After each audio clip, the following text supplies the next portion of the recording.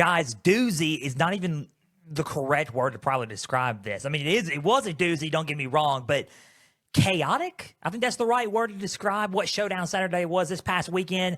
It was chaotic. Come on, I'm dropping my pen here, guys. It was chaotic. A lot happened between coaching hires, searches, concluding, wrapping up, and then games that are affecting what's happening this coming up weekend in Conference Championship Weekend, or as we call it around here in Pigskin Frenzy, Conference Frenzy. We are pumped. We were pumped about this past weekend. It was a great weekend. It's the last weekend of the regular season. We're ready to rock and roll for postseason play. You better cue Holding Back the Years by Simply Red, because I'm going to tell you what, man. It is kind of getting to that point now in the season where we're like, okay, or well, getting into the postseason now, we're like, okay, the tears are going to start to flow because college football season is starting to wind down a little bit. I hate saying it, but it's happening. Guys, welcome to Pigskin Frenzy on this beautiful, and I mean beautiful and very chilly Tuesday afternoon. Thank you for joining us. I'm Joel Norris. And whether you're watching on YouTube, listening on Spotify, listening on Podbean or Apple, a big thank you for taking some time out of your Tuesday to just sit back, watch, and listen to some college football coverage presented by me. If you're watching on YouTube, subscribe to the channel, like each episode, leave comments down below. Spotify, Podbean, and Apple. All you have to do is just share around with others and follow on there as well. X on Instagram is at pigskin_frenzy. Follow all the pages there. You're also going to get the website, www.pigskinfrenzy.weebly.com. Guys, we are at 6,100 listeners and counting. We are so thankful for you guys each and every Tuesday and Thursday to just sit back, watch, and listen to some college football coverage. We could not do this show without you guys. Keep on plugging into Pigskin Frenzy to talk about some college football, but most importantly, we could not do this show without our Lord and Savior, Jesus Christ. We give Jesus all the praise and give the Lord all the glory and praise for just letting us do college football media and be in college football media and delivering us Pigskin Frenzy to talk about college football to you guys. So, guys, if you want to come to know who Jesus is, if you want to know who Jesus Christ is, guys, X on Instagram is at pigskin_frenzy. I would love to talk about it with you guys. And not only that, the website's www.pigskinfrenzy.weebly.com. And you can contact me on the info down below. It's the most important decision you can ever make in your life. Jesus is Lord of all, and it is the best decision you can ever make in your life. We proclaim all glory and give all glory to him on each show that we do and on every other show that we do as well. We would not be here if it wasn't for Jesus Christ. So we're so thankful for him. Guys, I hope everybody had a great Thanksgiving weekend because it was a doozy. I mean, there was a lot of food that was eaten, and we had a lot of, fun with family, and it was chilly. In some areas, I don't know about the South. I mean, I'm in Illinois now, so I know what it's like. It is very cold. But in the South, which down next month for Christmas, we are making that trip to Mississippi. It is, it's a little bit, iffy. It can be cold, it can be hot, you never know. It's in between, but everyone had a great Thanksgiving. But you know who did have good Thanksgiving? College football had a great Thanksgiving. It was a feast, and I mean a feast of action that we had. And one could say it was a frenzy. I hope everybody caught the pun. I really did. I hope everyone caught the pun there. It was a frenzy, and it was. We're going to recap some of these games here in a little bit. Coaching cycles, coaching searches. The Lane Kiffin saga has finally reached a conclusion. We're going to talk about it, and boy, was everybody mad. And we're going to talk about it. We're going to discuss it. We're going to talk about the rest of the coaching cycles as well, the hires. And guess what we're also going to do? We're in Week 15/Conference Frenzy. We're entering Conference Frenzy, and we are going to give you the Frenzy playoff rankings for this week. 2 more Frenzy rankings. The last one will be on Sunday, and we're going to post that on social media. We may recap the Frenzy rankings on that Monday, the Monday after, but the final Frenzy rankings for this season will be on Sunday. So 2 more left, and this is the final regular season one, I guess, or regular week one, and then we'll move on to Sundays. But let's kick it off with our it's 4 minutes into the show. We need to quit talking to you about the intro. We need to go on and get ready to talk about some college football. So let's talk about some Showdown Saturday recaps. Guys, we're going to do it with 2 things. We cover 2 games on Friday, 2 games on Saturday. So let's talk about the Friday games first, and then we will go into the Saturday games. Then, I was 2-2 this week, and we're going to talk about it. Friday, kicking it off with Georgia and Georgia Tech. Very interesting game. Clean, old-fashioned hate. Last year's game was a doozy. It was literally a back-and-forth game until the very end. I mean, well, at first it was. I mean, the first half of the last year's game was Georgia Tech. And then the second half, Georgia came back, and it was an 8-overtime game. It wasn't like that this year, but I will tell you what. Georgia Tech brought some fight. I picked Georgia to win the game. I was right. I was wrong about the whole overall aspect of the game. Final score of this game was Georgia 16, Georgia Tech 9. Georgia defeats Georgia Tech. And let me go and tell you something, clean old-fashioned hate. It usually is a hard-hitting, tough-nosed rivalry. Usually it's played in Bobby Dodd Stadium or in Sanford Stadium. It was played in Mercedes-Benz Stadium this year. I'm kind of sad about that. In a couple of years, the Florida-Georgia rivalry will be there as well. I'm kind of bummed out about that as well. I think that Jacksonville was the perfect location for it. I'm just so used to that. College football is a traditional sport, and I think that the sport of college football tradition needs to stay alive. I've always been that guy, so take it as you will. If a lot of people in the suits who are going to disagree with me, y'all can disagree with me. I am going to sit and say that we're going to have to disagree, all right? You guys can think that's a money grab. It's fine. To me, I disagree. I think that it should be a home and home between Georgia and Georgia Tech. Anyway, Georgia won the game. I thought that Georgia was going to win probably in cover. I didn't think it was going to be a one-possession game. I thought Georgia was going to run away with it. I'm going to be honest because I was high on Georgia Tech. Yes, high on Georgia Tech. Georgia Tech is now out. They're not even in the playoff conversation. They're not even in the ACC title game, which is sad because I picked them to go to the ACC championship, and then the very last game, the very last moment, in their last conference game, they lose to Pitt. And the defense didn't really look all that good, and that's what I was so worried about. But it was a closer game. Georgia Tech actually looked they showed some fight in this ball game. We're going to talk about Georgia Tech here in a little bit. Let's kick it off with Georgia. How about Gunnar Stockton? 11 for 21, 70 yards passing, 1 touchdown, 1 pick. He had 42 yards rushing, 15 carries. He ran the ball pretty efficiently. Nate Frazier was the main guy, though. He was the main guy last year as well. 108 yards, 16 carries in this game. Zachariah Branch, 53 yards, 5 receptions, and 1 touchdown. The defense was on Georgia Tech as well. 1 turnover each by both. So if you want to look at it that way, yes, they both each had a turnover. 260 total yards compared to Georgia Tech's 250. Pretty even there. Passing, Georgia Tech threw the ball better, obviously. 181 yards compared to Georgia's 70 passing yards. Rushing the ball, Georgia dominated. 190 rushing yards compared to Georgia Tech's 69. And then Georgia Tech had more yards per play than Georgia did. They were more efficient on third down. They had 19 first downs. And not only that, the penalties were 5 penalties for 45 yards. Not the best, but they played pretty clean ball. I think, though, here's the best thing about this. The best thing, and this is why I think they won the game. Time of possession, 35 minutes and 21 seconds compared to their 24 minutes and 39 seconds. So, positive circle moment there. They won in time of possession. I think they could have ran the ball better. I think that's a negative circle moment. I think they could have moved the ball yardage-wise a little bit better. They just could have moved the ball a little bit better, I think. I really do. But here's the deal. They were very physical up front. They fought to the very end, and Georgia won the ball game. I mean, that's really it. Now, they had to wait to see what their fate was. We're going to get into that here in a little bit. But Georgia's on their way to the college ball playoff. That's the most important thing. They are 11-1. That's the most important thing.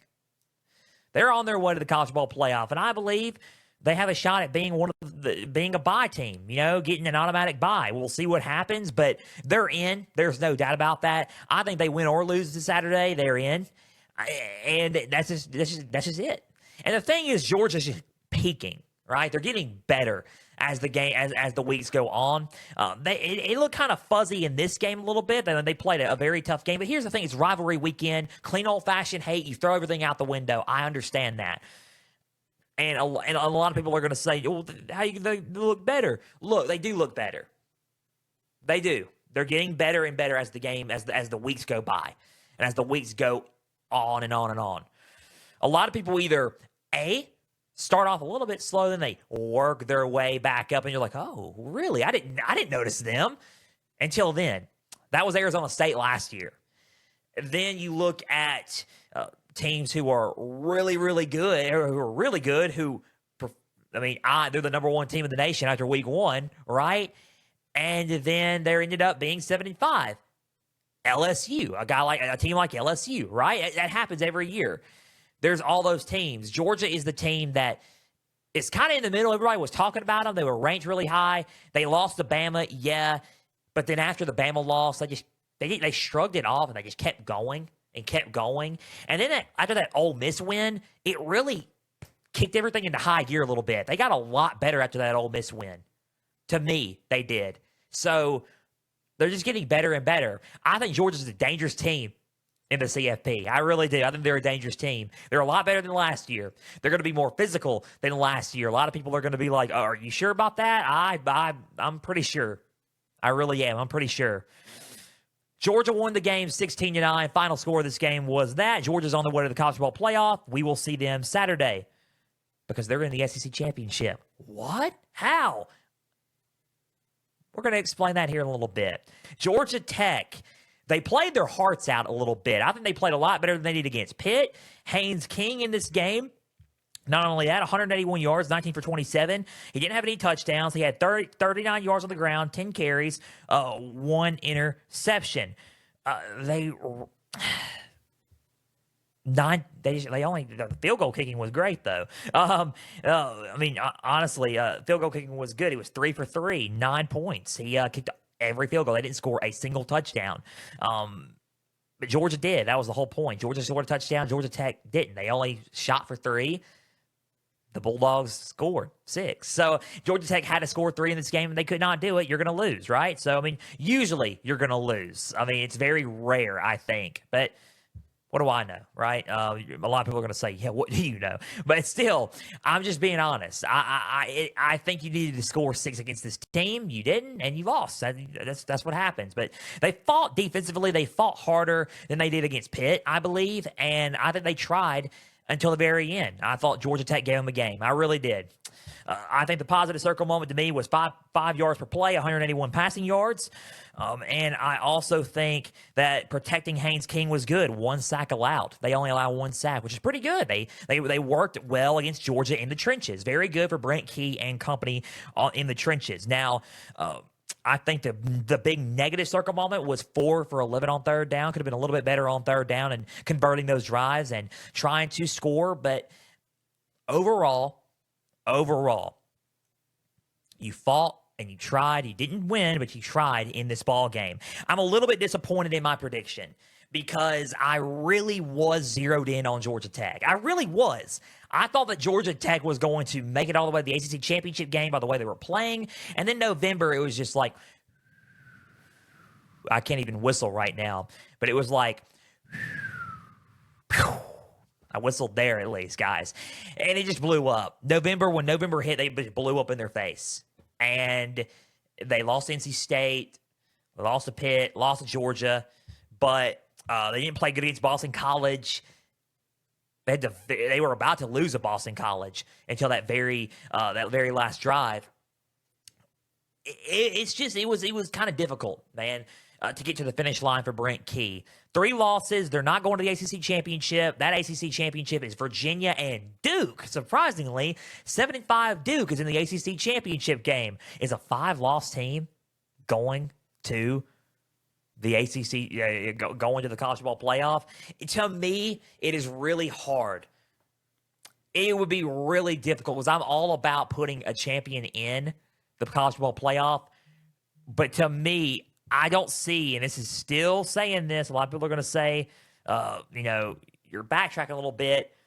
I think if you're a 3-loss team and a conference champion, that's one thing. I think if you're a 5-loss team and a conference champion, I don't know if I would put them in. That's just me. So no offense against Duke, but if they win Saturday, I don't know. Virginia's in, and I believe Virginia's a 2-loss team, right? So Virginia is a 2-loss team coming up in the ACC championship team. They're 10-2. Tony Elliott, Virginia saved their job, man. Virginia 10-2, man, 10-win team. Virginia could be a 11-win team this year. Tony Elliott saved his job. We're going to talk about that on Thursday. But surprising for Georgia Tech, it was just kind of sad. It really was sad to see, and sad to see how their playoff hopes went and how their ACC title hopes just went down.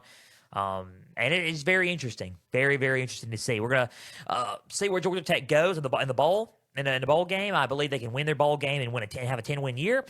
But we're going to see. We're going to see what happens. 16-9 was the final score. Georgia defeats Georgia Tech. I got that game right, and I thought that was a good outcome for Georgia Tech. They fought hard, but in the end, Georgia wins. Georgia's on their way to the college football playoff. Georgia Tech, we'll see what bowl they're in. Coming up on Sunday, it will be very interesting to see. Guys, the Lone Star Showdown was a doozy in Austin. It really was. I picked A&M to win this game. I thought they were going to win the game. I was wrong. Final score was Texas 27, Texas A&M 17. Shout out to George Reister, by the way. Shout out to George Reister. George Reister from the Unafraid Show. I thought he really zeroed in on this game and got it right. He said chaos was going to ensue. George Reister said that it was going to happen. It was going to happen. Chaos was going to happen this weekend and implode. And this was one of the games. And it kind of did. He was right. It was not only just a win, it was a 10-point win. It was a double-digit win for the Longhorns at home. They have not lost a home game this year at all. They were undefeated at home this year, I believe. All their losses have come on the road. Florida, Ohio State, and Georgia were all on the road. Texas A&M, just when you think they were going to the SEC championship, just when you think their first SEC title appearance since joining the conference, they have to go and lose the very last week. A&M does stuff like this, and I don't get it. I don't understand. I really don't. Let's talk about Texas really quick, and then we will talk and then we will talk about and then we will talk about Texas A&M. So, Texas, are they going to the playoff? That's a lot of the discussion that we're seeing right now. I don't know. I don't know what they're going to think. I'll tell you what I think, and I'll tell you what I think in the Frenzy rankings here in a little bit. But we're going to go over their game. Then we'll discuss that. So, 10-point win. Guys, Arch Manning played one of the best games he's played all year. 14 for 29, 179 yards, 1 touchdown. He had a 53 yards on the ground, 7 carries, and 1 rushing touchdown. Townsend had a rushing touchdown for 2 yards. Quinshawn Wisner had 155 yards, 19 carries. Wingo had a passing touchdown as well. Wisner was a force on the ground. So was Arch Manning. They really couldn't stop both of them on the ground. A&M couldn't, and the rushing defense kind of just fell. Just kind of collapsed. They could really not stop Texas running the football. And Texas they were really zeroing in on the run game. Marcel Reed got hurt early, so I think that could be having a factor in it as well. But I believe so. We'll see. Positive circle moments for Texas. As I click the pen, 397 total yards compared to their 337 total yards. 218 rushing compared to their 157 rushing yards. And they had 6 yards per play compared to their 5.1 yards per play. All positives. All positives. And also, they didn't turn the ball over. They played very clean football. Very clean football. Those are all positives for Texas. 7 penalties for 78 yards is a negative. I think they had 4 for 13 on third down. Slightly better maybe, but I mean, I don't think it's, all that good, so I think that's a negative to me. But I mean, overall, there wasn't really a lot of negative. They won in the trenches, and they out-physical Texas A&M in the trenches once again. Last year they did it in College Station. They did it again this year in Austin, and they out-physical Texas A&M up front. And A&M was a pretty physical team up front. They just got outmatched up front this past Friday. So that's a positive for Texas as well. Is Texas, after this win, because they looked really good against A&M. I will admit that. 10-point win. A&M's defense were kind of, against, the running game, and they looked really good. Are they in? Now, to me, you got to think of the 2 factors. Vanderbilt dominated Tennessee this past Saturday. Dominated Tennessee. To me, Vanderbilt should be in the college football playoff. A lot of people are going to say, you're just saying that because it's a Cinderella story. No, I mean, look, it would be sweet to see Vandy. As a story-wise, it'd be sick to see Vandy in there. But Vandy has earned that. And I know Texas beat Vanderbilt, but Texas is still a 3-loss team. Vanderbilt's a 2-loss team. But head-to-head, it's the head-to-head. What is that going to matter? All right, we'll give you head-to-head. I'll give you head-to-head, right? Another head-to-head thing. Texas beat Oklahoma. but Texas is a 2-loss team. It's kind of hard to put, and I know head-to-head is supposed to matter. It is kind of hard to put a 3-loss team ahead of a 2-loss team. To me, that's just how I view it. That's just how Joel Norris views it. Look, I think losses and volume, I think volume of losses and losses matter. The more losses you have, the less likely you're going to get in. I think the 12-team playoff, to me, and this is my metric, a lot of people are going to say, that's dumb. You got to look at head-to-head. And I get it. I wholeheartedly agree. I think head-to-head should matter to a point. Yes, I also believe that losses should matter to a point. I think if you lose 3 games and up, you're not in the playoff unless you've won a conference championship. If Texas was a 3-loss SEC champion, I would put them in. I think the conference championship still matters to me. I think the losses do matter to me as well. If you're a non-conference champion, 3-loss team, you don't need to be in the playoff as a 3-loss team. That's my metric. I know it's, well, what if they're better on the field than that team, right? And it may be the case. But the thing is, why did you lose in the first place? You know what I mean? Why did you lose in the first place? That's how I view it. A lot of people think that's weird logic, but to me, even after they won, I don't see Texas getting in. I really don't see how. I think Vandy's going to get in ahead of them, and I think OU's going to get in ahead of them. And I hate, and it sounds painful to say that, but OU's only lost 2 games. 2 games they've only lost. They lost to Ole Miss, and they lost to Texas. And I know Texas beat Oklahoma, but Texas lost 3 games. Oklahoma only lost 2. I know head-to-head should matter, and it should to a degree, but losses should matter. And I think you have more losses than the rest of people. You're going to tell me, to me, this is what you're going to tell me. You're going to tell me you're going to leave out, for example, an AC, and you shouldn't, but an ACC champion, a 2-loss conference champion for a 3-loss Texas team, that makes 0 sense. Things like that make 0 sense. I would put Miami ahead of Texas because they lost only 2 games.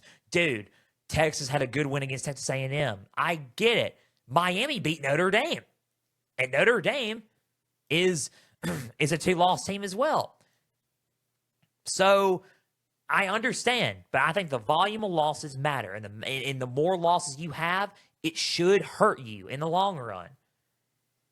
You earn it on the field, and you earn it by winning. So that's how I feel about it. A lot of people are going to disagree with me on that, I bet, but y'all can. I think earning it on the field matters. If you win, you're in, and I believe that. If you lose, you're out. I think the 3-loss metric comes in if you expand the playoff. If you expand it to 16, now we're talking where, okay, you can afford to lose 3 games, and then you're in. The only way you can win 3 games and get in is if you're in the conference championship and you win that conference championship. That's just me. That's just me. But that's my thing. Texas won 27-17. We're going to see where they're at on Sunday. A lot of people are going to disagree with me on that, but that's how I view it. Look, buckle up because this show may make a lot of people upset on opinions that I have. So I apologize, but it is also in the best interest that I get this out. So Texas 27, Texas A&M 17. Let's talk about A&M really quick. A&M does this all the time, and what I mean by does this all the time, they really do this. They end up going to the very last, either A, going to November and then just imploding, or going to like around Halloween and imploding. But either that, they're projected to be really high and then they don't pan out, stuff like that. But this was the year where they're a little bit different. I still think they're a little bit different. They're a 1-loss team. They are a shoe-in for the playoffs still. But they had a conference championship appearance on the line, and they lost. They lost. So now they are not going to Atlanta. Georgia has taken their spot. Georgia is now in Atlanta. They are playing in the SEC championship on Saturday. Against who? You're going to find that out here in a little bit. We're going to wrap it all up. But crazy to think about. that A&M was supposed to get in, and then they lose the very last game, and they're not in on Saturday. How I worded it was they just wanted a home playoff game. That's all it was. They wanted a college football playoff game in College Station. That's all it was. And it's looking like they're going to get one in College Station. So here is the positives and negatives. Marcel Reed, I think, kind of had a negative performance. I know he was a little bit banged up with the ankle injury. That was kind of scary. We were praying for him, and we hope he was okay, and he was okay. He came back on the field. He was a little bit banged up. 2 interceptions, 180 yards, 20 for 32, passing, 71 yards, rushing, 12 carries.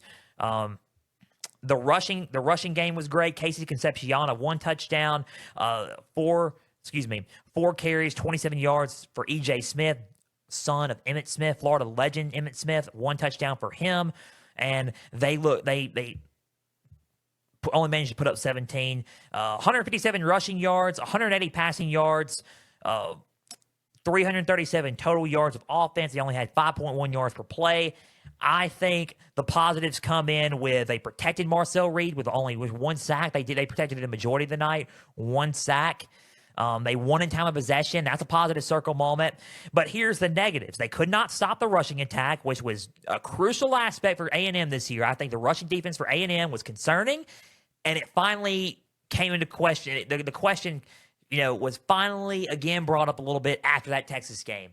I knew there were some questions there with that rushing defense, and we finally got a little bit of, okay, well, that's their rushing defense. That's who they are, right? And then 2 interceptions thrown by Marcel Reed, and Texas had no turnovers. So I think, of course, if they're going to play a clean game, but you're going to turn the ball over, that's an ingredient right there to lose. On top of the penalties, 8 penalties for 62 yards, key ingredients to drop this game. And they lost by 10. They weren't as physical as Texas either. So I think it was just a classic recipe of kind of a bad game. They didn't play their best, and they got outmanned that game against Texas. Now, Texas A&M is a shoe-in for the college football playoff. They are 100% in. They're 99.9% chance in. They're in the playoff. Like, there's no doubt. We're going to see them in. Congratulations to them. They made it. Now, what disappoints me is that they're not in the SEC championship, because I feel like they worked towards that. They really did. They worked towards that. But now Georgia has taken their spot because they lost. They usually do this all the time. We're going to see what happens on Sunday, where they're spotted. I just think they wanted a home playoff game. I'm going to keep using that excuse. I think they just wanted a home playoff game. If they're going to get a home playoff game, we will see. It's going to be very interesting. I'm kind of motivated and kind of curious to see where they're going to be in the rankings, right? Come tonight and come Sunday as well. But you're going to be very curious here in a little bit where I have them in the rankings. We're going to post it as well on X and Instagram before the playoff happens tonight. So yeah, I'm very, very, curious to see where A&M is going to end up. But 27-17 was the final score. Texas defeats Texas A&M. A&M's a shoe-in for the playoff. I am iffy on Texas again, like I said, about making the playoffs, but a very good win for Texas. Very good win for Texas. They earned that win, and I am happy for them, and they deserve to celebrate this win, 10-point win against the number 3 team, right? So, not number 3 anymore, but Friday they were. So final score 27-17. Texas defeats Texas A&M in the Lone Star Showdown. So we're going to our Saturday games. Then we're going to move on. So we got to talk about Frenzy rankings and college football coaching hires and the ending of the saga of Lane Kiffin. So let's talk about the game. Ohio State and Michigan. I picked Michigan to win this ball game because you know what? I am going to die on that hill. I am going to go on the hill with Michigan. And if we're going to tumble down, we're going to tumble down together. I picked Michigan to win, and I told Ohio State on Thursday, on Thanksgiving, very beautiful Thanksgiving, I said, hey, prove me wrong. Prove me wrong. I want to know. I want to see if you can go and beat Michigan. Ryan Day, go and do it. Guess what they did? They beat Michigan, finally. 27-9 was the final score. Ohio State 27, Michigan 9. Ohio State and Ryan Day finally snapped the 4-game losing streak. It wasn't going to be 5. They beat Michigan. And not only did they beat Michigan, they handled Michigan. It was easy for Ohio State in this go-round in the big house. Julian Sayin and company played well. 3 touchdowns, 233 yards, 19 for 26. Bo Jackson was a monster on the ground, 117 rushing yards, 22 carries. C.J. Donaldson had 44 yards, 14 carries. Carnell Tate had a touchdown, 82 yards, 5 receptions. Jeremiah Smith, 40 yards, a touchdown, 3 receptions. Brandon Ennis, 12 yards, 2 receptions, 1 touchdown as well. Guys, let me just look at on paper, because on paper it was flat out domination. All positives really for Ohio State. There was only one negative, and we're going to get to that, and we are really going to get to that. But there was really not a lot of negatives for Ohio State in this game. Let's go with the one negative. I think the penalties were an issue. 6 penalties for 72 yards, and then maybe the interception. Don't do that in a close game, but honestly, Ohio State's looking on track to go back-to-back and win another national championship.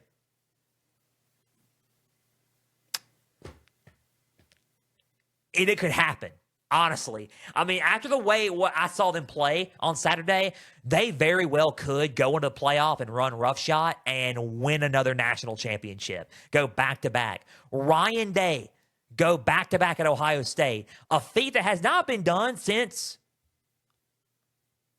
Georgia, a couple of years back. And not only that, who was the guy before him that did that? Nick Saban at Alabama. Can Ohio State pull a Georgia and go back-to-back and win back-to-back national titles? We're going to figure it out on Saturday, because they're playing Indiana on Saturday, the collision course that everybody wants to see. We're going to talk about that here in a little bit. We are going to talk about, we're going to talk about everything, man. We're going to talk about it all on Thursday for Saturday. But that was the only negatives. Let me talk about the positives, because everything was positive about Ohio State in this ball game. 419 total yards compared to their 163 total yards. 233 passing compared to their 63. 186 rushing compared to their 100. 5.7 yards per play compared to their 3.9 yards per play. They had 22 first downs compared to their 9. 10 for 17 on third down. They were 1 for 9 on third down. They had 73 total plays compared to their 42. They protected Julian Sayin well and won and dominated in the trenches and in the line of scrimmage. And the time of possession was dominant. 40 minutes and 1 second compared to their 19 minutes and 59 seconds. They had the ball pretty much 20 more. They had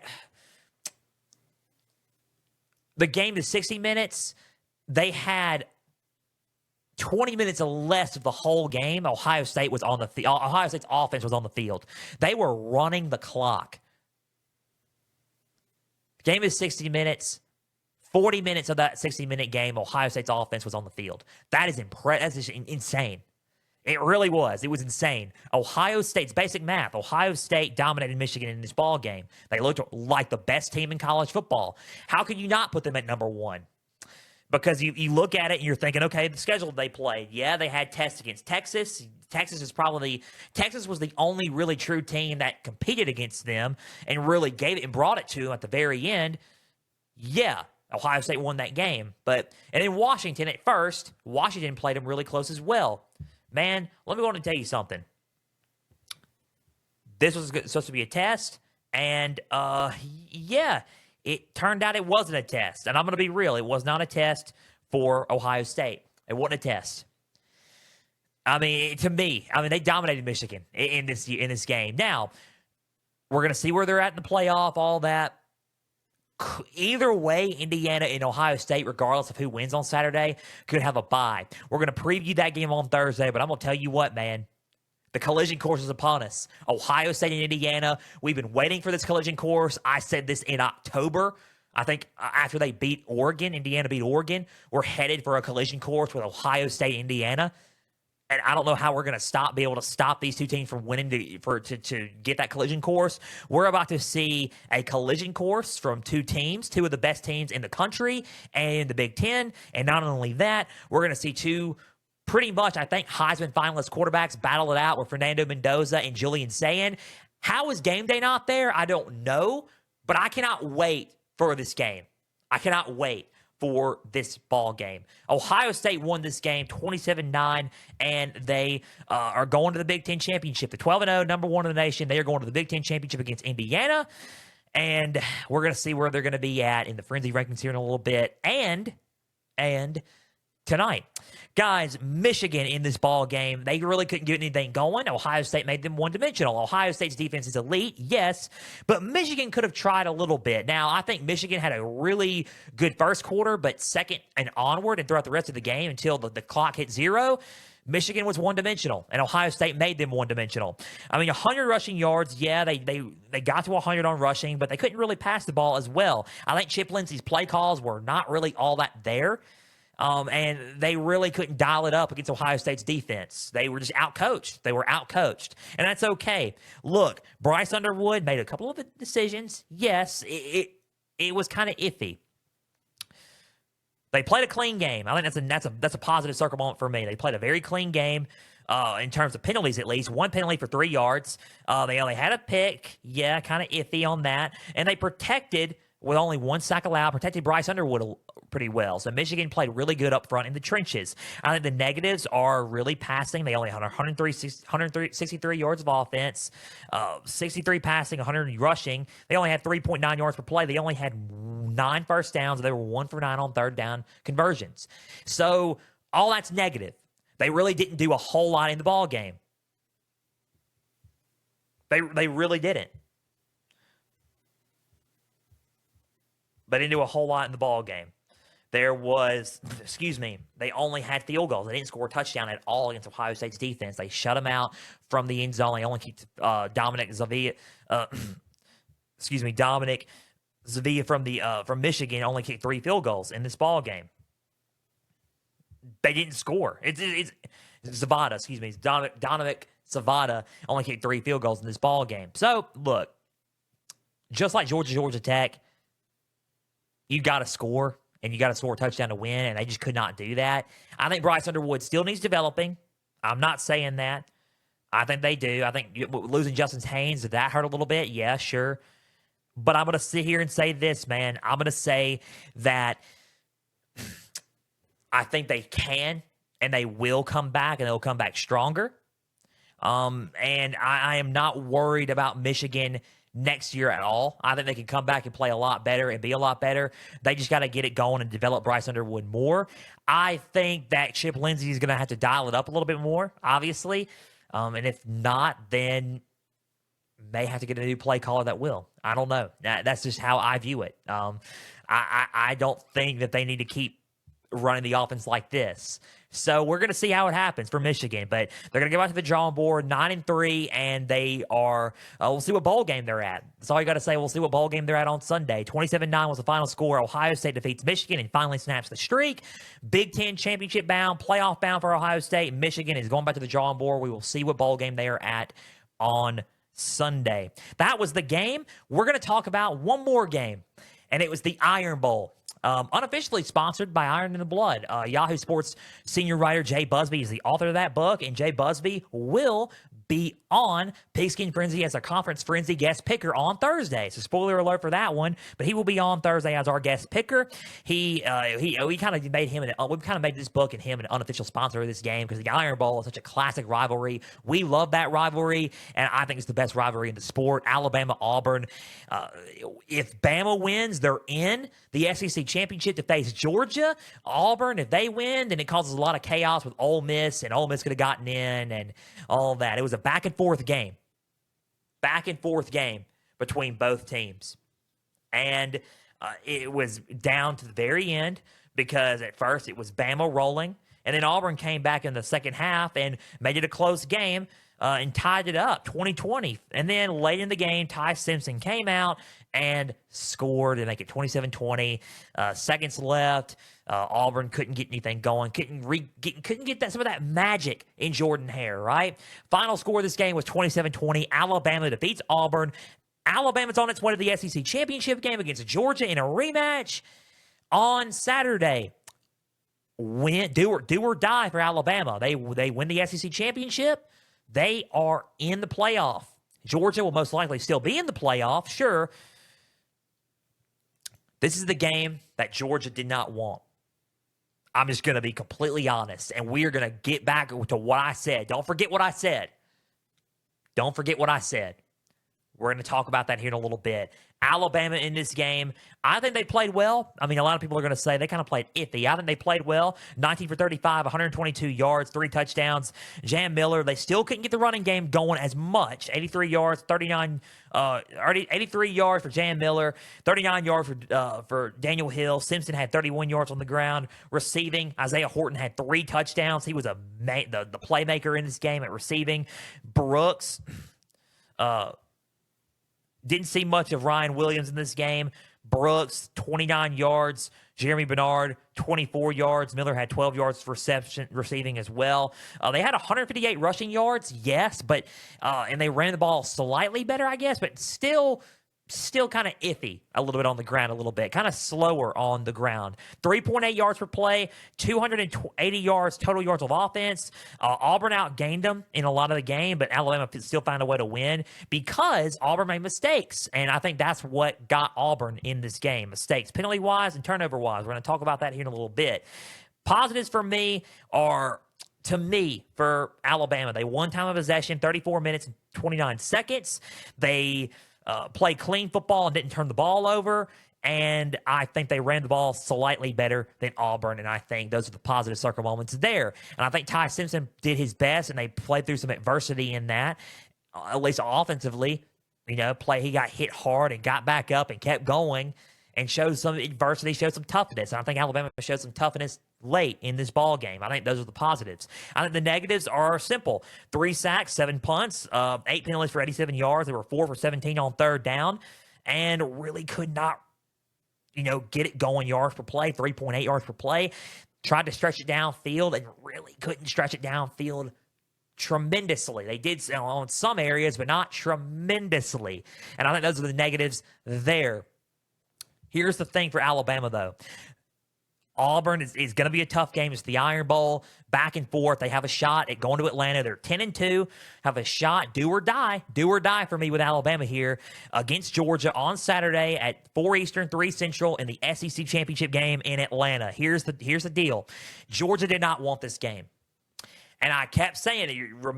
Y'all heard me say it just a minute ago. I'm going to say it now. I don't think Georgia wants this game. I think Georgia, let me stop you right there. Georgia wants to be in the SEC Championship, obviously. Kirby wants this, yes. I just don't know about the opponent. Because it's Georgia against everybody else. Oh, Georgia's going to win the SEC Championship. Then you see Alabama across the other side of that, and you're like, oh.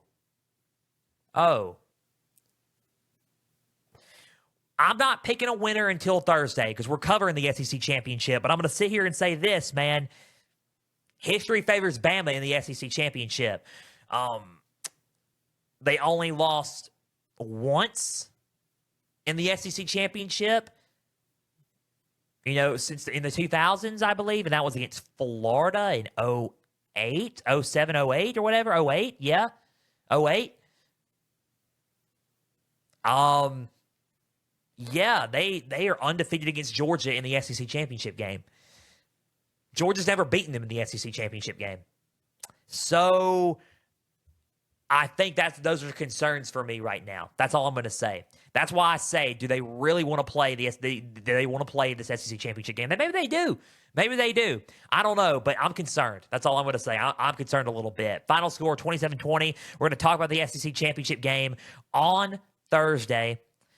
Man, it's going to be a doozy. Auburn, 20 points. They played Alabama close. Positive circle moments, 411 total yards, 259 yards passing, 5.5 yards per play. They were 8 for 19 on third down. They converted well on third down. DJ Durkin was getting them pumped up and fired up. They only allowed 1 sack, and that was really good. But here's the negative circle moments. 10 penalties for 84 yards and a fumble and then an interception. So 2 turnovers, and those penalties started mounting. They were really giving that game to Alabama late. I think they were giving that game, and they were trying to turn the ball over. On one drive, they kept just fumbling, then recovering, or it would go out of bounds. And then Daniels finally just threw a pick. They were just trying to give the ball back to Alabama at that point. It was just a weird drive. But Auburn, they did all of that, and then the turnovers and the penalties just outweighed all the rest of the positive circle moments that we had for Auburn. They fought hard. Ashton Daniels did not play really all that good at first, and in the second half, he really lit it up and played a lot better, and they moved the ball. I think receiver drops were a huge concern in this game and a huge thing and a problem for Auburn in this ball game. They kind of picked it up late, but they really kind of, it could have been a little bit even. They could have pulled off an upset maybe if they wanted to, if they would have caught some of the balls that they dropped. It really could have been that crucial. I think that stuff like that is crucial to ball games. So we're going to see what happens. We're going to talk about Auburn in a little bit because I'm excited about Auburn and the future of Auburn. And I'm going to tell you why when we talk about the coaching cycle and the coaching hires they just made. It is electric. So, we're going to see what happens for Auburn next season. They're not bowl eligible, unfortunately, but I think that's going to change. I think that is going to change. I really do. Final score of this game was 27-20. Alabama defeats Auburn, and it was an eventful Showdown Saturday. Alabama's going to the SEC Championship. Auburn is going to get ready for their future, and they are going to return. Kind of like at the end of a Marvel movie, Auburn Tigers will return, in 2026 or something like that. It's kind of like that with Auburn. So, final score of this game was 27-20 in the Iron Bowl. Alabama wins the 90th edition of this game. Showdown Saturday was a doozy. I love recapping college football games. I love recapping weeks.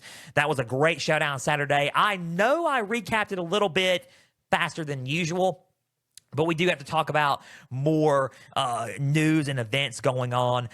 So let's do this first. We're going to do the coaching cycles and the coaching thoughts last. We're going to talk about the Frenzy playoff rankings right now, and we're going to unveil our Frenzy playoff rankings for Week 15/Conference Frenzy right now. So, for this, right? I know everyone's gonna like, we got to talk about what's going on with Lane Kiffin. Got to talk about what's going on in the coaching here. So we will. We are. But I want to do this before we do that and end it on that because it's going to be more lengthier than the Frenzy playoff rankings. Honorable mentions on our list for the Frenzy playoff rankings. Iowa, UNLV, surprisingly, right? I think South Florida's up there as well. I think South Florida was an honorable mention for the Frenzy playoff rankings, I believe, that we discussed as well. So those are the honorable mentions for the Frenzy playoff rankings. Number 25 for the Frenzy playoff rankings for us as we get ready, pull up our notes. Number 25 is Georgia Tech. Why did you put them at 25? Well, I think they played a really good game against Georgia. I'm not going to move them. I know they lost. I'm not going to move them because I thought they played really, really good. I thought they played good until the end. I know they only take field goals, but they made it tough, and it was low scoring. Give me Georgia Tech at 25 on this week's rankings. Number 24 is Houston. They have played way better than I expected them to play in the Big 12 this year, and I think that Willie Fritz is doing an amazing job. I thought that I think they're coming next year. I really do. I think Houston, honestly, I'm thinking about coming up, in June of 2026. Houston may be up higher than they were last year on my Big 12 conference standing projections. I really do think so. I think they are playing really good football, and they played really good football this year, and it's gotten me excited about it for the future of what Willie Fritz can do at Houston. Man, number 23 is Michigan. I think that, yes, they didn't play the best offensively, but I don't know if I can drop them down all the way out yet. So I know they got blown out, but I dropped them all the way down to 23. I'll keep them at there for now. USC is 22. USC is 22. Yes, they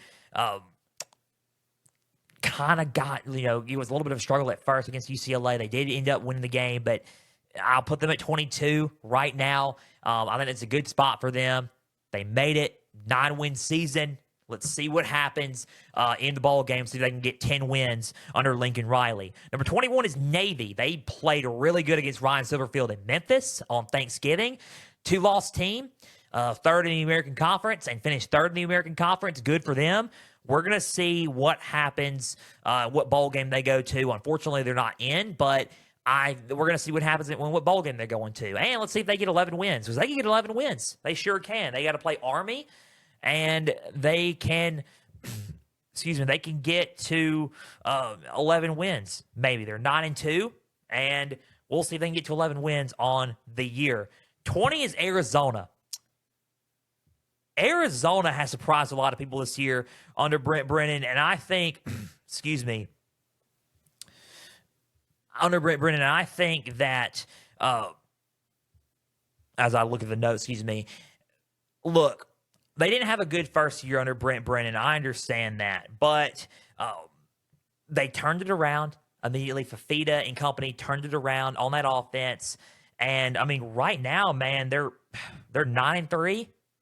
Could have a 10-win season again, picking back up where Jed Fish left off 2 years ago. Arizona's doing really good in the Big 12, and they surprised a lot of people in the Big 12. So Brent Brennan turning things around. It was, getting back on the right foot at Arizona and doing an excellent job. They beat Arizona State, got the win. I think they're number 20 on our list. Texas is 19.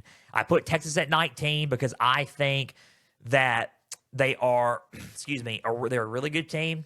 Even though I don't think they're going to be in the playoffs, I still think they're a good team. They won 9. They're 9-3. They could go 10 wins. We'll see what happens on, Sunday and the results and everything. But I put them at 19 after beating Texas A&M. I know a lot of people are going to think that's a low ranking. Maybe, but I just don't see how they can get in as a 3-loss team when there's a couple of 2-loss teams that are ahead of them, even though they beat them. Even though they beat those 2-loss teams, there's also other 2-loss teams ahead of them that beat teams in the top 10 that they didn't play, and I don't see how they're a way that they can get in. That's just me. Number 18 is Tulane. We're going to talk about John Summerall here in a little bit. He is planning on coaching Friday, and I believe he will coach Friday. And if they make the playoff, he will probably coach that as well. Tulane is 18. They got an American Conference Championship date, which we will cover on Friday against North Texas and Eric Morris on Friday night in the American Conference Championship. We will see what happens there. Number 17 is James Madison. I think that's a very good tale right there because Bob Chesney, he has another job on the line. He has another job as well coming up, and we're going to see if they can beat Troy on Friday, which we are also covering the Sun Belt Championship this year. We did the Mountain West and American last year. Now we're replacing the Mountain West with the Sun Belt Conference Championship. They're playing Troy on Friday, and we are going to talk about that one, and we're going to see if James Madison can get in. So if James Madison can get in and win the Sun Belt and get ahead of Tulane and or North Texas, we'll see what happens. But James Madison is number 17. North Texas, the number 1 team in the American Conference right now. Eric Morris headed to Oklahoma State. He is number 16. And let's see if they are our highest graded Group of 5 team now. If North Texas ends up winning on Friday, they may get in. Who knows? But we will see how it all plays out on Friday and on Sunday. But North Texas, number 16, the highest graded Group of 5 team on our list, and they are in my metric. Number 15 is Miami. Still a 2-loss team. We'll see what happens, but it's going to be kind of hard for them to get in. Maybe. We will see what happens, though. 14 is Virginia. I think Virginia is in if they win the ACC championship. I believe so. I believe you got to put them in. 11-2 ACC champion, you have to put them in, I believe. So, number 14 is Virginia. Number 13 is Utah. Utah is out of the conference championship race and hunt. Why did you put Utah at 13? I don't know. I think Utah's a team to me that they're a really good football team. I think power rating wise, I think they could probably beat Virginia, even though Virginia is a good ACC, good contender and could win the ACC championship. I think Virginia is more deserving because they would win an ACC championship and Utah would not. But on a neutral site, I don't know who. I think Utah could win that game maybe. Utah is number 13. Vanderbilt is 12. They are in my opinion. They dominated Tennessee this past Saturday, and they looked really good doing it. Pavia played really good football. Stowers played good football. The defense played good football. I think they are in, and I think they should be in on Sunday. Vanderbilt at 12. Number 11 is Alabama. No movement from 11 to 10, 9 and 8. I mean, Alabama is number 11. I don't see them moving up and down until we get a result on Saturday. Number 10 is Oklahoma. I think they're in, and I think the 10 spot to me, is a good spot for me on my ratings for Oklahoma. I don't really think offensively they are going to be able to make it out of the first round. That's just me. I think it's catching up to them. I really do. I think it will catch up to them. I think their defense is strong, but they got to prove me wrong on offense to make it out of the first round of the playoff. Number 9 is BYU. BYU's got a showdown with Texas Tech, and if they win, that's going to cause a lot of talk on if two Big 12 teams are going to get in, Texas Tech and BYU. But if BYU loses twice to Texas Tech, does that mean they're out? Who knows? But we're going to give it to BYU in a little bit in the coaching talk because I don't understand what's going on there as well. BYU is number 9. Notre Dame is 8. Honestly, Notre Dame should be 8. I mean, they look really, really good. They are dominating each team they've played in the past few weeks by 40+, and they are looking really good playing football right now. Number 8 is Notre Dame. Number 7 is Texas A&M. I dropped them from the top four to number 7. They are in an at-large spot right now. Home playoff game, yeah, number 7 would be Texas A&M, but I had to do it. They lost to a 3-loss team. Am I demeaning Texas when I say that? They lost to what they lost. They lost to a 3-loss team. I think, to me, number 3 to 7 is a good drop for them. I really do. I think it's a good drop for them. Number 7 is Texas A&M. Number 6 is Ole Miss. They stay right where they are.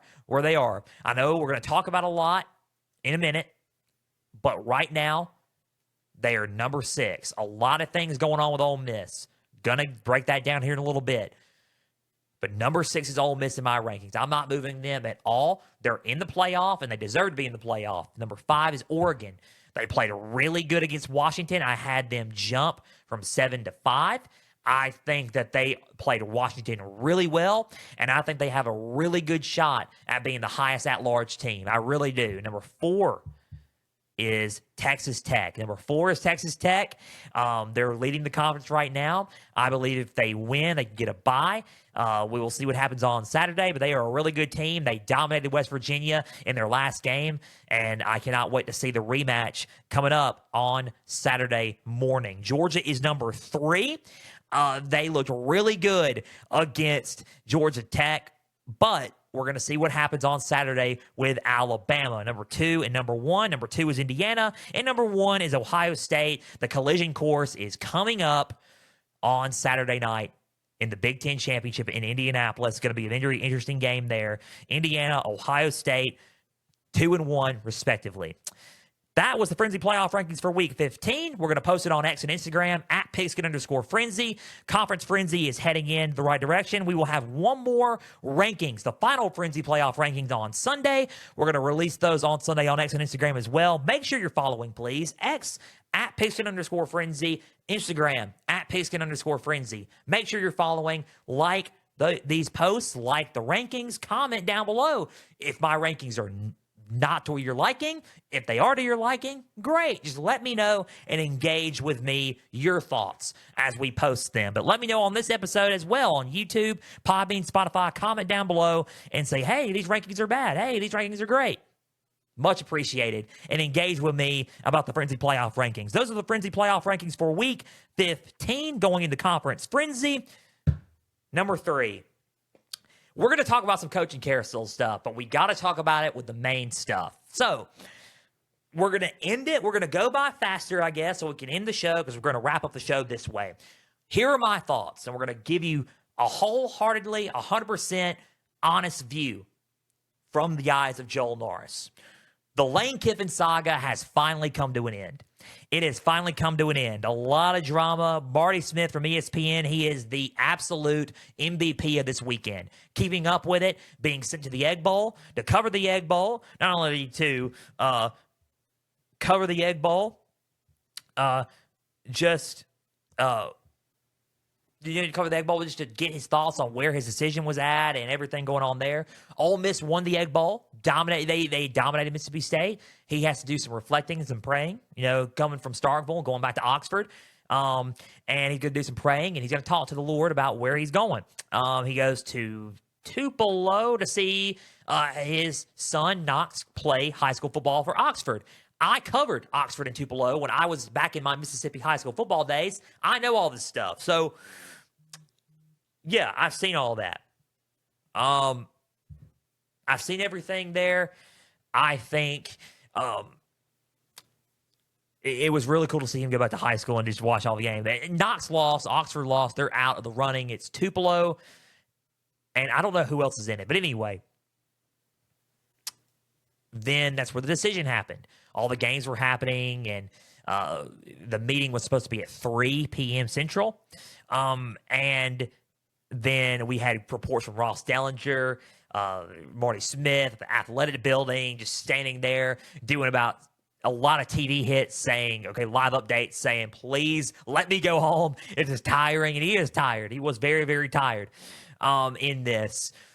And then the news broke a little bit how we're going to go about this. So when how we're going to go about everything. So when I heard the news and I saw a tweet of the words, how we're going to go about this, I was thinking to myself, wait, hold up. Did he just accept the LSU head coaching job? And then, well, lo and behold, it happened. Lane Kiffin is leaving Ole Miss, and he is now hired as the new head coach at LSU. He will be the new head coach for the LSU Tigers in 2026 and beyond. Let me break this down in a lot of ways, in a few parts. Well, I'm going to go to the LSU side of things. Let's go to the Ole Miss side of things. He accepted the job. I think honestly, let me be real for you guys. The job was accepted on Saturday night. A lot of people, it was announced on Sunday and everything, but the job, he really accepted the job that night, I believe. And I think he accepted the job on Saturday. I think the whole point was how can I coach the team in the playoff? Which, in a way, totally understand Keith Carter's point of view. I really do. You can't have him coach the playoff. Point blank. You can't do that. Ole Miss to LSU, the Magnolia Bowl, our rival that we play every year, our permanent opponent every year in the SEC? No, we can't have you. No, that's not right. You got to go. And that's not me saying anything about Lane Kiffin. I hope to have Lane Kiffin on the show one day. I would love to have Lane Kiffin on the show one day to discuss LSU and his views, vision, and everything. I'm not saying that. But you can't have him coach this team. That's a respectable decision by Keith Carter. And then they made Pete Golding head coach. We're going to talk about 2 coaching hires into one, and we'll get to the Redskins coaching hires. They made Pete Golding head coach the next day, and Pete Golding became the permanent head coach. Good. He's earned the spot. He's been defensive coordinator for Alabama and at Ole Miss for years. He deserves to be head coach. I mean, he's got a shot. Let him be the coach of the playoff. And he's going to be the head coach, I believe, permanently after the playoff as well and beyond in 2026. So Pete Golding, new head coach. We will see what happens. It could be a Marcus Freeman situation all over again. We will see what happens at Ole Miss with Pete Golding as the new head coach, permanent head coach of the Ole Miss Rebels. So I think that's an interesting hire. We'll see how that goes. Good on him. He's leading the team. There was no really necessarily meeting with Lane Kiffin. He wasn't invited to the meeting by Keith Carter, the athletic director of Ole Miss, and he also got some guys to follow him to Baton Rouge. I believe Charlie Weiss was one of the guys that went to LSU with him. Guys like George McDonald, the wide receiver coach, Nick Savage, the strength and conditioning coach. I believe some offensive staff went with Lane Kiffin to LSU, and I believe that will be his staff at LSU in 2026. Good staff. I'm not going to say that. We're going to see about everything. We're going to talk about LSU side here in a little bit. Here's my deal. I pray for the players. I feel bad for the players in all this. Yes, the calendar sucks. That's a whole discussion that needs to happen. We need to have a whole ordeal with the calendar, whole ordeal. Because I think if the season was over for Ole Miss, I think that this wouldn't have been as big of a deal as it was. And if it was drug out like this, I didn't think it would have been a big deal as it was. It was technically during the season, right? So, yeah, I wholeheartedly, I think it'd be a little bit different. Now, would it still sting because it's Ole Miss going to a rival school in LSU? Probably, it'll still sting. But it's more stingish because they're a playoff team. It'd be a different story if they were a 3-loss team or 4-loss team, but they're a playoff team. So it's a little bit stingish. Wholeheartedly, I understand the reaction from the fans. I feel bad for the players. I'm praying for the players. I'm rooting for the players. I hope they make it in the in the college football playoff. I hope they win out, and it would be the cool thing to see. Like, really, I would not be upset if they won out and won a national title with Pete Golding. I wouldn't be upset about that. I wouldn't. I really wouldn't. So we're going to see what happens with Ole Miss. I really do feel bad for the players. I'm rooting for them, and I hope everything goes well for them. I get the reaction. I get the uproar. The calendar's awful. They need to change the calendar. It doesn't make anything right or wrong from Kiffin and all that stuff. I'm going to make you guys upset a little bit because you're going to be upset with me about this. LSU is the better job. Let's be real. And I'm not trying to be, okay, why did you say all that and say LSU was a better job? Look, the playoff, all that stuff, Ole Miss is a fantastic job now. I consider Ole Miss a top 15 job in the sport. NIL is through the roof there. The resources are getting a lot better there. I think Ole Miss is a top 15 job, and it's becoming a stable job in the SEC now. I just think that when it comes to high school recruiting, when it comes to resources, when it comes to alignment, when it comes to national championship history and prestige, 3 out of the 4 coaches, last 4 coaches that were there won national titles. Notice how I said 3? Nothing against Brian Kelly, but still, yeah, 3 out of the 4. Look, and a lot of the money's not an issue. The money out Ole Miss was going to match up, which the thing is, I don't get why why people are saying Ole Miss should have stepped up and paid him. Who says that? That's weird because Ole Miss was going to match. Ole Miss has the money to match it. You could tell this wasn't about money. This was about winning a title, and I know you're competing for a title in the playoff, but getting the roster, getting roster elite recruiting, high school wise as well, and just a better job overall. I think that's what this was about, and it is a better job than Ole Miss. And I hate saying it that way because a lot of people are going to get mad at me for saying this. Yes, it would have been awesome if he would have stayed. Look, I'm not going to sit here and be upset at him if he stayed. But the thing is, I'm not necessarily against him going to LSU because I get it. Like, honestly, I understand. If he devotes and puts a lot of energy and effort to what he did again at Ole Miss, he can accomplish a lot at LSU. I wholeheartedly believe that. It is a great hire by LSU. A very good hire by LSU.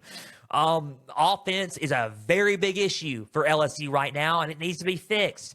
Guess what? Kiffin, one of the best offensive coaches and masterminds in college football right now, knows how to work the portal well. Now has the advantage to go and recruit at an elite level, high school-wise now. I think it could be a success there. I understand the frustration, and I understand the hurt and the angst about him leaving. I get it. But I do think he could probably win a national title there at LSU. I really do. Could he have won one at Ole Miss? We'll never know, right? But I do believe that he is looking forward to going to LSU, and I think he's thinking in his mind, maybe, just maybe, I could do a lot here. So I don't know. But LSU won the Kiffin sweepstakes. They are ready for 2026. They have to get a staff together. You need to get your offense, everything in order for offensively. He is dying to use the portal now for more than ever on January 2nd. And not only that, high school recruiting is going to be at a good level. Early signing period is going to be Wednesday. Ugh. I mean, it's part of the calendar issue. And I don't think I think it all needs to be after the season's over. That's just me. One recruiting day, February, just like it used to be. And I think that's where it needs to go back to. Yes. Okay. So he's looking forward to that. And he's looking forward to building his staff up offensively, which I know I kind of have a feeling where it's going. I think Charlie Weiss Jr. is going to be the OC, but we'll see. I think the big thing there is keep Blake Baker. We will see what happens there. Blake Baker is interviewing for the Tulane job right now. So we will see what happens. So I don't know, but if Blake Baker doesn't get the Tulane job, then I would retain Blake Baker and keep a lot of your defensive staff. And keep Frank Wilson as your recruiting coordinator and assistant coach and co-running backs coach. And then you build a staff that way, and there you go. And then run it back. Strength and conditioning, big time. You need a solid toughness instilled within that program because they need to be tough again at LSU. And maybe Lane Kiffin can bring it. I don't know. We're going to see what happens. But I think the hire's great, man. I really do. His pedigree offensively, a lot of fireworks, the starkiness. I said back on October 28th with Savannah 2J here on the show, I said that I think football-wise, he's going to choose LSU over Florida. If it came down to LSU and Florida, it came down to LSU and Ole Miss, but he's going to choose LSU over Florida, and he kind of did. So the college football prodigy here called that, sort of called that. I didn't. I wouldn't have been surprised. And I honestly, as the time got closer, I will admit I had no clue what he was going to do.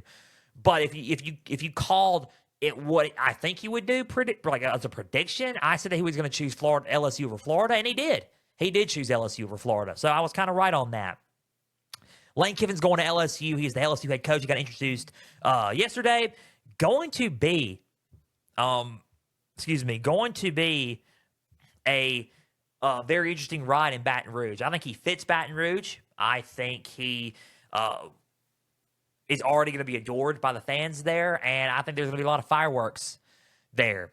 I think the game everybody is circling right now is the Magnolia Bowl in Ole Miss and LSU because due to the 9 conference game schedule move, LSU's got to go back to Oxford next year. So that's going to be very interesting. Very interesting there. We'll see how that goes.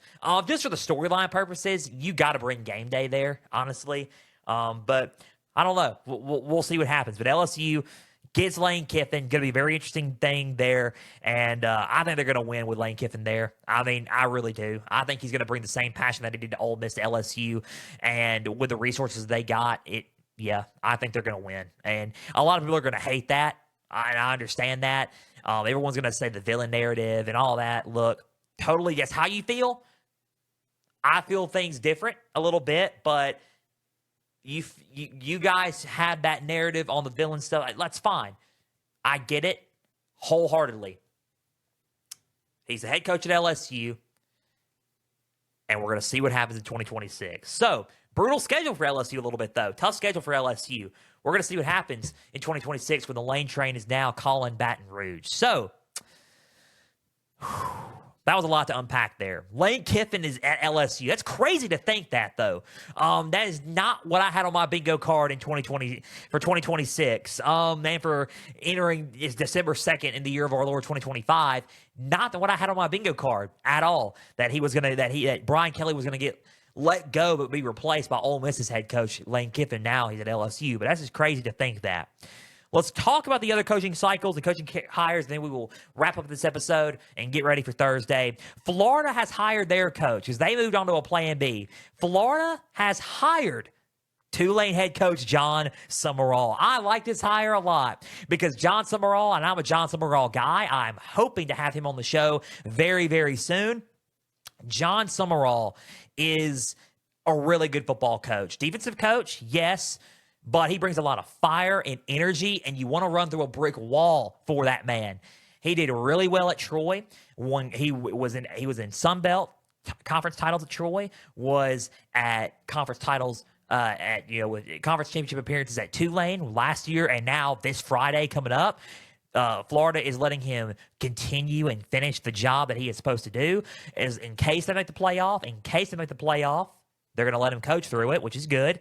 But we will see what happens on Friday. Tulane is going to be in that game, and Tulane's allowing him to do that. So we're going to see what happens. But John Summerall going to Florida after Tulane season finishes, and it is going to be very interesting to see what happens. A lot of people have mixed reviews on this, to me, because a lot of people are going to say, you're just going from another G5 coach to another G5 coach. I get it. I get the argument. I get it 100%. You're going from Billy Napier, or what do they call it? Sun Belt Billy is what they call him, I guess. I don't know. To, G5 John, right? But look, to me, John Summerall is a better football coach than Billy Napier. And I like Billy Napier. Billy Napier is a good coach. I think for this level of football, knowing the SEC, because he was a co-linebackers coach and co-DC at Ole Miss in 2018, I think he fits and knows a little bit of the SEC a little bit more. And he was at Kentucky and played at Kentucky as well. Knows a little bit more SEC ball than Napier may have. I think Summerall is a good coach. I think Summerall knows everything that is being said. I think he hears it, and I think he's going to be out to make this fan base happy and to say, hey, he's not a bad hire after all. And I think he's working towards that. So I think he can create a great staff. I love the press conference that he did yesterday, his introductory press conference that he did yesterday. It wanted to make me run through a brick wall. And it makes me like, hey, you know what? I'll be on staff. Hey, why not, man? Because it's like, look, he makes you a better coach as well.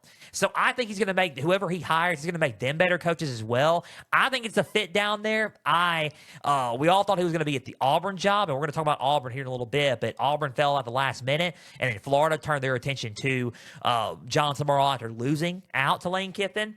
I think John Summerall is going to do well at Florida.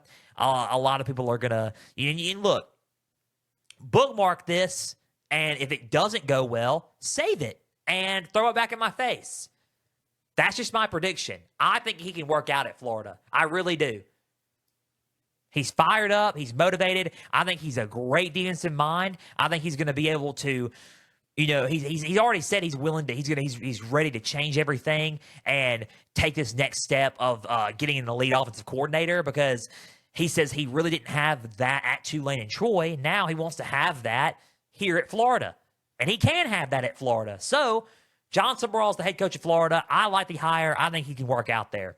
That's my overall thoughts on Florida hiring John Summerall. I'm a John Summerall guy. Can't wait to see what happens in 2026. We're probably going to do a preview, like a spring outlook on them and spring results on them as well.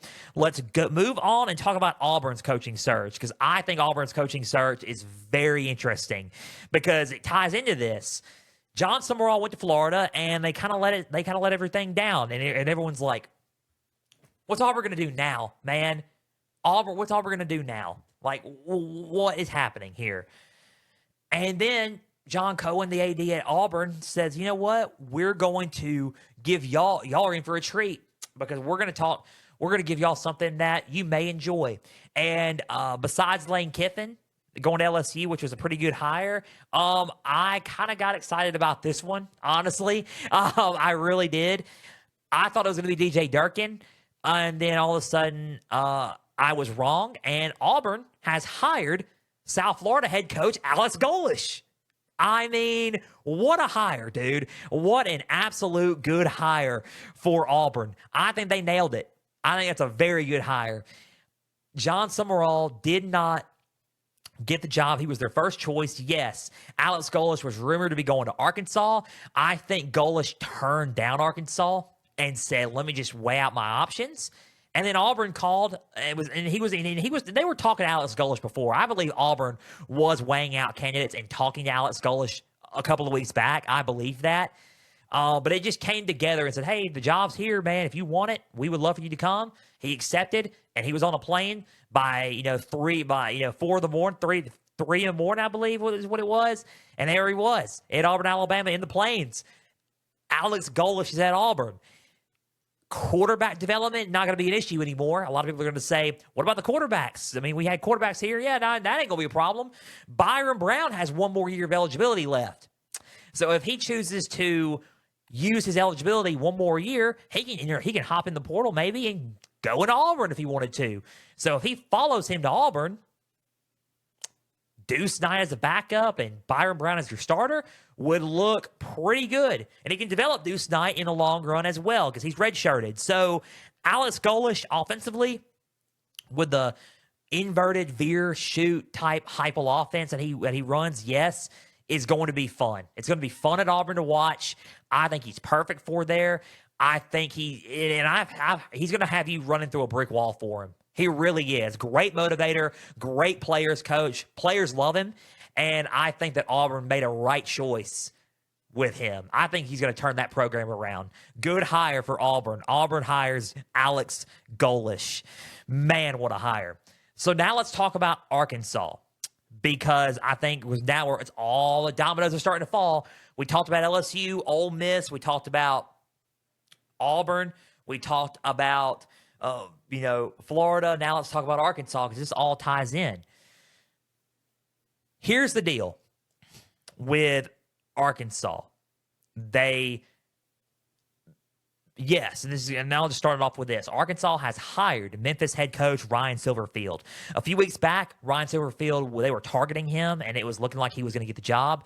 But then the Golesh thing popped up, and they wanted to talk to him. They wanted to talk to a few other candidates. Their first candidate was Rhett Lashley, and Rhett Lashley signed an extension with SMU. James Franklin was in there, I heard, and I think James Franklin told him no. I think that there was a lot of names in there that they considered, and Ryan Silverfield was there. They moved him up, and then they moved him back down a little bit for Alex Golesh, and I think Golesh rejected it. And then they said, all right, Ryan Silverfield, we will give you the job. We would love for you to come. And then he accepted, and Ryan Silverfield is the head coach at Arkansas. Here's the deal. I'm kind of iffy on the hire. and this is, everybody was going to say, oh, I thought you were going to like that one too. I'm kind of iffy on it. And look, and this is nothing against Ryan Silverfield. I think Ryan Silverfield's a really good coach. This is more about Arkansas than it is about him. I don't know necessarily if the resources are there for him to succeed, and I don't necessarily know if the alignment is there. I think the alignment may be there, athletic department-wise, maybe. But I think resources-wise, I don't know if he's got the right resources to succeed. If everything's on board, right? If everybody's on board behind him, I think the motivating factor is that everybody's aligned with him and on board with him. But I think the resource-wise is the problem with Ryan Silverfield at Arkansas. And that's the huge problem there. So I'm kind of iffy on it. Mike Norvell came from Memphis and he went to Florida State. I think the problem with Mike Norvell and Florida State is Mike Norvell has the resources there. I just don't think he's coaching the best there right now. I think it's the opposite for me with Ryan Silverfield. I think Ryan Silverfield's a good coach, and I think he can coach well there, but does he have the resources to succeed there? So I don't know what's going to happen, but I think it's an iffy hire. A lot of people are against it. And I feel bad for those Arkansas fans because Arkansas fans really do need a spark, and Arkansas really needs a spark in general. And Arkansas' schedule is pretty brutal next year, very brutal. Go and look at their 2026 schedule. So Arkansas hires Ryan Silverfield. I don't know how it's going to turn out, but we are going to see. Two more, very interesting. Two more, SEC one, and then we're going to do the Big Ten. We're going to wrap up. Kentucky has fired Mark Stoops. Kentucky has fired Mark Stoops. Very, very interesting. Very interesting. Tough because I like Mark Stoops, and I've always seen Mark Stoops at Kentucky for the longest time. And now that he is gone, it's going to be very interesting to see where Kentucky goes from here. Well, I already know where they're going from here, and I'm going to talk about that here in a little bit. They fired Mark Stoops. I think Kentucky was talking to coaches behind the scenes, I believe. They have had to make a hire this quick. But Mark Stoops is gone. They thanked him, and we thank him. And I think Mark Stoops will land something somewhere. I believe Mark Stoops will land something somewhere. I really just wholeheartedly believe that. But it just wasn't working out at the end, and I think it was time for a change. And Kentucky found that change because Kentucky is expected to hire Oregon offensive coordinator Will Stein. Oregon offensive coordinator Will Stein will be the next head coach of Kentucky, I believe, and he was the former Louisville quarterback, which is very interesting because now he is playing his old team every year in a rivalry game. You went to Kentucky, Will Stein? How could you? Good for Will Stein, man. Good for him. He's earned his stripes, and now he is becoming a head coach, and good for him. I don't know how this is going to work out. We're going to see. Kentucky could be a surprise team. It could be we'll see what happens, but we're going to see what happens with Kentucky. I think it's going to be a very interesting hire for Kentucky, and we're going to find out. That's all I got to say about that one. We'll see if everything's aligned for him to succeed there. Last but not least, and we'll wrap up, going to the Big Ten, and we'll move on. We'll wrap up everything. Michigan State fires Jonathan Smith. They got rid of Jonathan Smith, but they already had a coach in mind already. And talking behind the scenes, and it was, lo and behold, a name that I had a feeling was going to return in the coaching ranks again. Former Northwestern head coach Pat Fitzgerald. And I think Pat Fitzgerald is a really good football coach. I love Pat Fitzgerald. I said that Arkansas should go and hire Pat Fitzgerald. I thought Pat Fitzgerald's a really good, I think he's a good fit, and he aligned, and he's a great players coach, and he motivates everyone. And Michigan State will hire Pat Fitzgerald, and he has been introduced today as their next head football coach at Michigan State. Very good hire for Michigan State. In the words of Tom Fornelli, don't know how it's going to turn out, but we're going to see, right? We're going to see. I think it's a good hire. I really do. I think Michigan State got one there. I think they're going to do a little bit better. I mean, maybe do a little bit better than Jonathan Smith, but we'll see.